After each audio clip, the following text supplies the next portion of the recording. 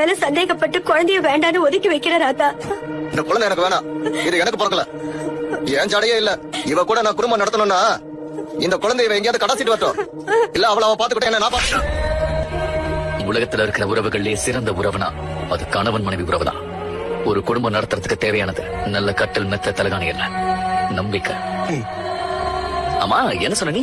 குழந்தை ஓஞ்சாடையில இல்லையா? வெக்கமா இல்லையா உனக்கு? கருவுல இருக்கிற குழந்தைக்கு உருவத்தை கொடுக்க முடியுமா, நிறத்தை கொடுக்க முடியுமா?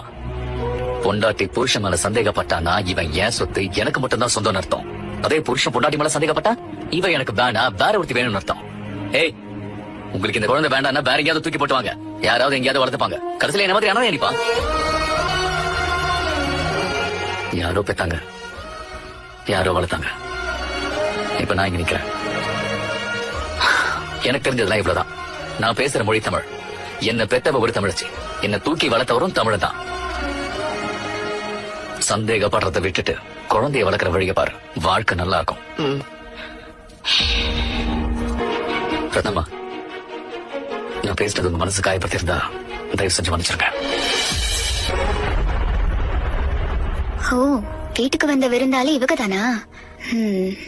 பாத்துக்கிறேன்.